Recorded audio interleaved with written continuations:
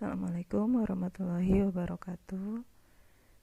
Pada kesempatan kali ini saya akan mempraktekkan penggunaan perintah dasar SQL yaitu DDL menggunakan command line. Nah, untuk memulainya, sebelumnya Anda sudah melakukan penginstalan SAM di komputer Anda masing-masing. Kita aktifkan SAM control panelnya.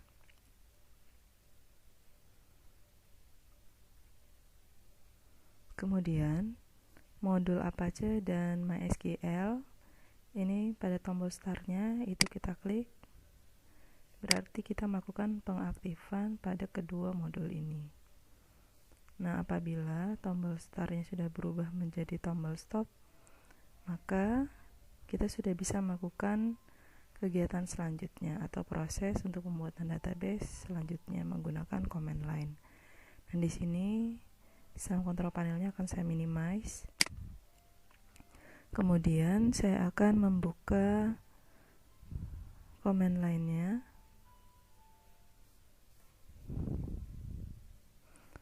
Kemudian karena SAM control panelnya itu saya lakukan penginstalannya di directory C, maka di sini saya akan masuk ke directory C dengan mengetikkan perintah seperti yang ada di layar.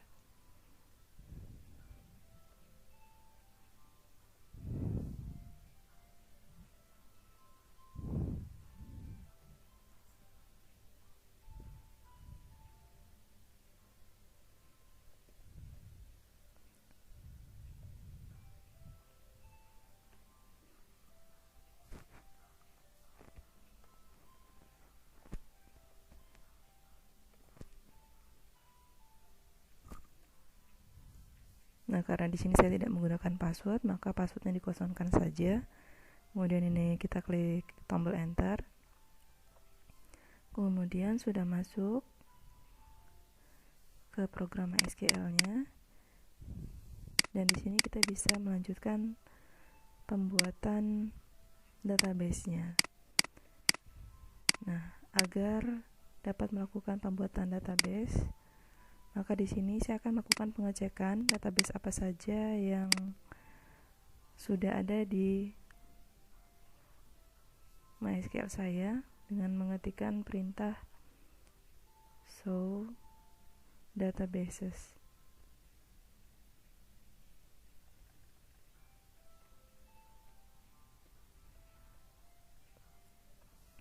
Jangan lupa ditutup menggunakan titik koma. Nah, di sini akan menunjukkan semua database yang pernah saya buat di sini sebelumnya. Baiklah, di sini saya akan membuat database sekolah. Maka perintah yang digunakan create database sekolah. Nah, apabila muncul seperti ini query OK, maka database yang kita buat itu sudah sukses. Untuk mengeceknya, kembali kita menggunakan perintah show databases. Nah, ini adalah database yang saya buat tadi. Kemudian apabila ingin menghapus database, perintah yang digunakan adalah drop. Di sini yang akan saya coba untuk hapus adalah yang sekolah 1, drop database.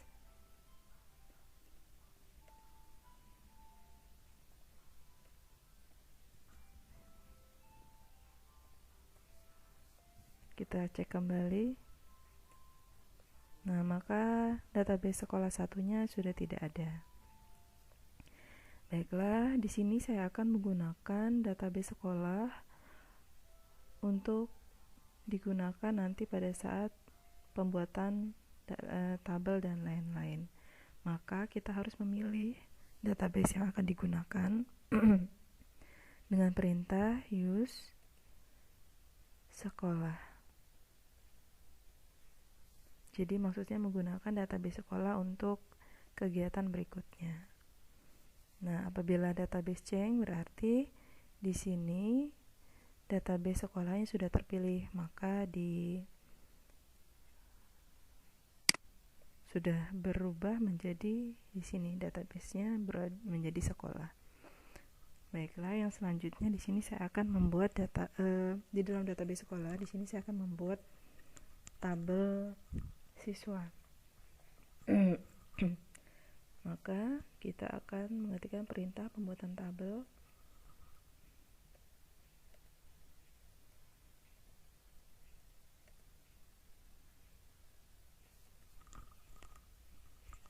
Create table, masukkan nama tabelnya.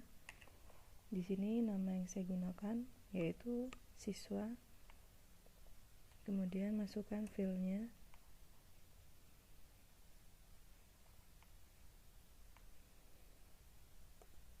Misalnya untuk fil yang pertama itu adalah NIS integer 5, tipe datanya integer, kemudian size-nya atau ukuran tempat penyimpanannya kita sediakan 5. Kemudian kita lanjutkan nama,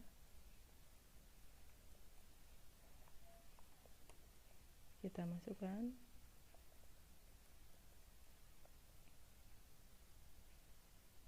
di sini namanya 25. Selanjutnya alamat,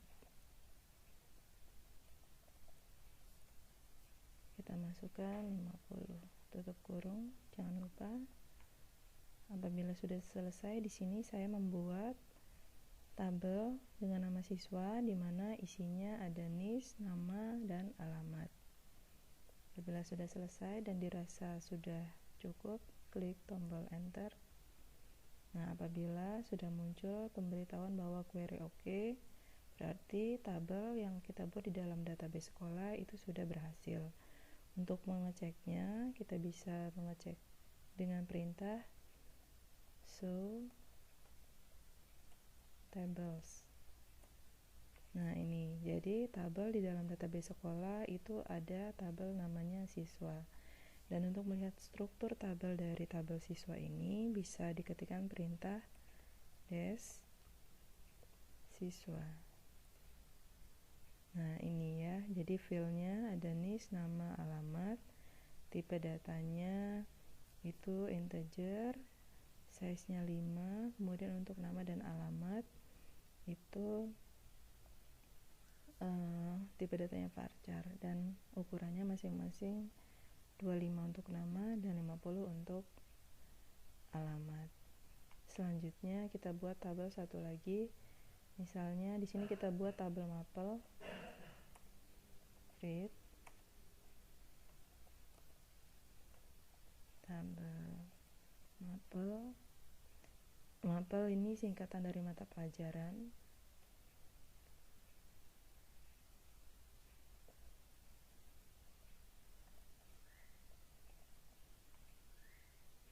Kode mapel.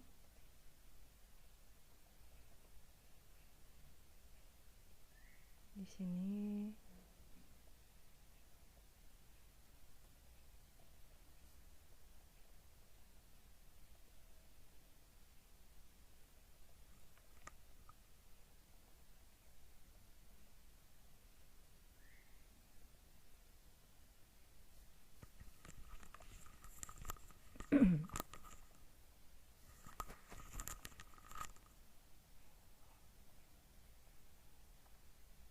nah, apabila terjadi seperti ini, tadi saya ada yang terketik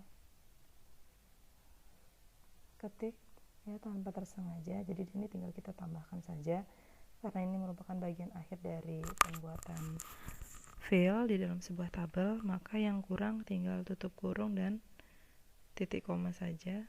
Nah, jadi kita tambahkan tutup kurung dan titik koma, kemudian klik tombol enter.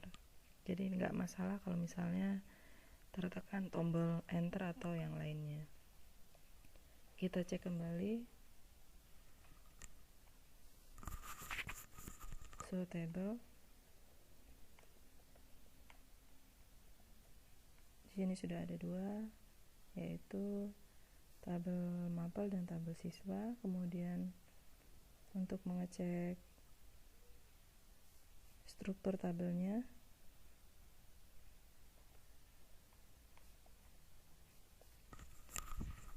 Oke, di sini sudah berhasil kita buat ada 2 tabel ya. Yang selanjutnya, untuk menghapus tabel kita gunakan perintah drop.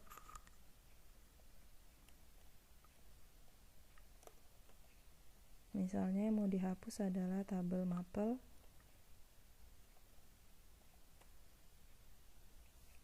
Oke, di sini sudah query oke. Kita cek kembali.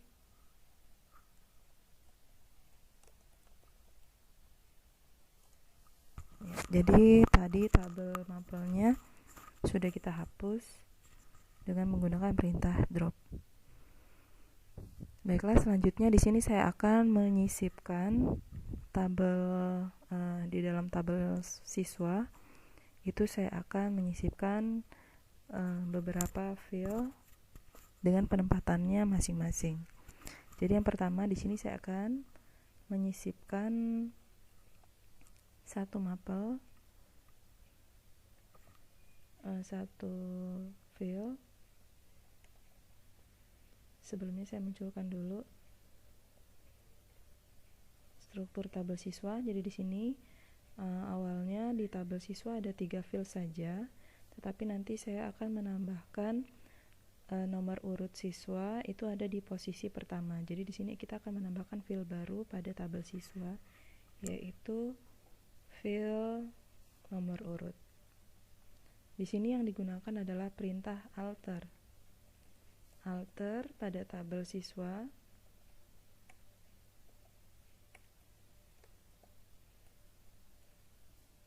Kemudian menggunakan perintah add untuk menambahkan field baru. Field apa namanya yang mau ditambahkan? Misalnya nomor urut. Kemudian di sini nomor urut itu tipe datanya integer. Kemudian misalnya nomor urutnya hanya 3 saja, tidak boleh kosong, maka kita buat seperti ini, not null. Kemudian karena di sini belum ada primary key, kita tambahkan primary key, dan di sini kita buat nomornya otomatis, jadi ditambahkan auto increment. Nah, seperti ini. Kemudian karena posisinya mau diletakkan di bagian awal atau bagian pada pertama, maka jangan lupa ditambahkan first. Seperti ini. Kemudian tutup kurung, enter. Kita kembali lihat. Nah, jadi di sini sudah kita tambahkan field baru dengan nama field nomor urut, tipe datanya integer, size-nya 3, harus diisi, kemudian dia merupakan primary key, dan keterangan ekstra di sini adalah auto increment. Jadi nanti pada saat pengisian kita tidak perlu mengisi field nomor urut karena nanti sudah auto increment. Di sini maksudnya nomornya sudah otomatis ada. Selanjutnya kita akan menambahkan field baru di bawah nama.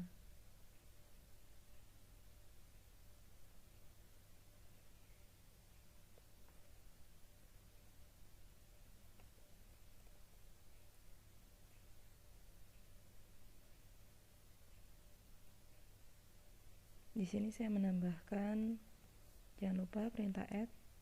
Kemudian di sini saya menambahkan jenis kelamin.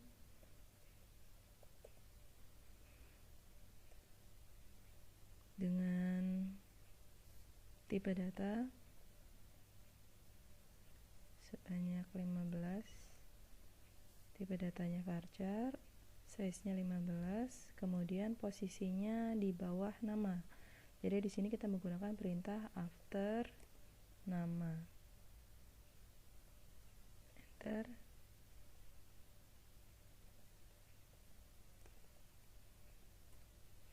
Ini, jadi jenis kelamin sudah kita tambahkan.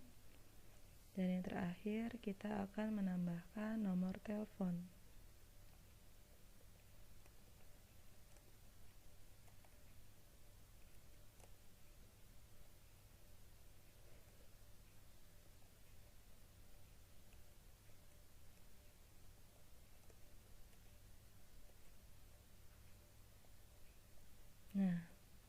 Di sini tidak kita tambahkan perintah-perintah yang lain.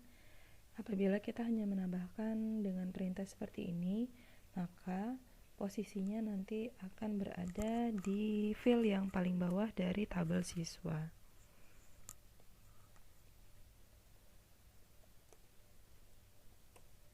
Nah, ini ya. Jadi file yang sudah kita tambahkan nomor telepon, karena tidak ditambahkan perintah lain setelah add nama filenya, maka posisinya ada di paling bawah dari tabel siswa. Selanjutnya di sini saya akan melakukan pengeditan menggunakan perintah modify.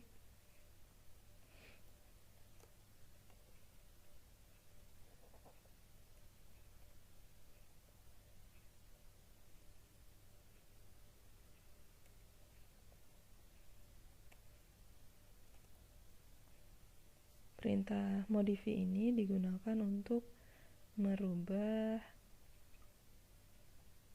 tipe data dan juga ukuran dari sebuah file. Misalnya di sini yang akan saya rubah adalah tipe data dari file nama. Maka di sini saya rubah menjadi char. Kemudian size-nya 30.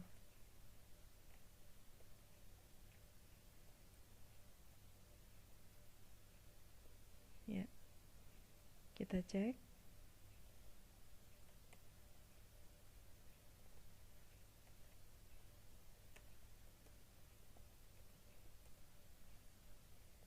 Ini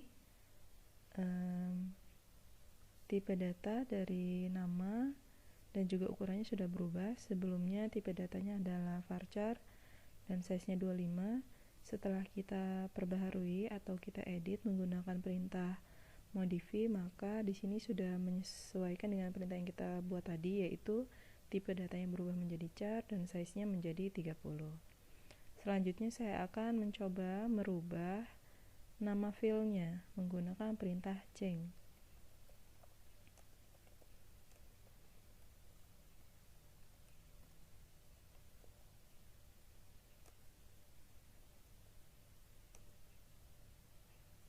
Di sini saya rubah menjadi nama siswa. Sebelumnya hanya nama saja. Jangan lupa tetap dituliskan tipe data dan ukurannya.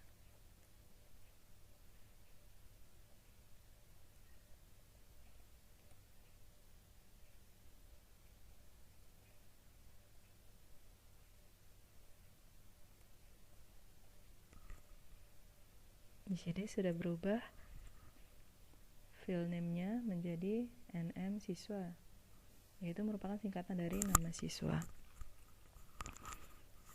Selanjutnya di sini saya akan menghapus ya. Misalnya di sini saya akan menghapus jenis kelamin menggunakan perintah drop.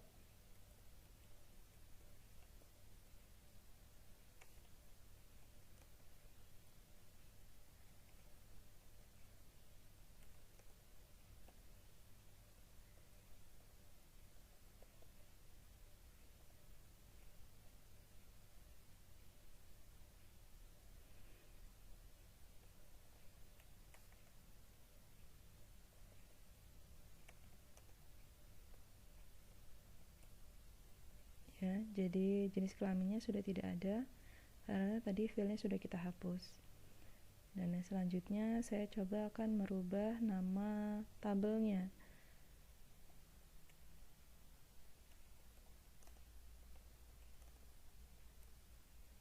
Di sini saya akan merubah nama tabel menggunakan perintah rename.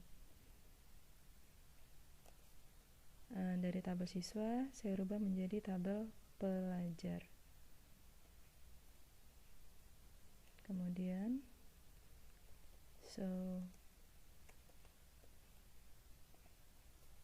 nah, jadi di sini tabel siswa sudah tidak ada karena sudah tergantikan dengan tabel pelajar.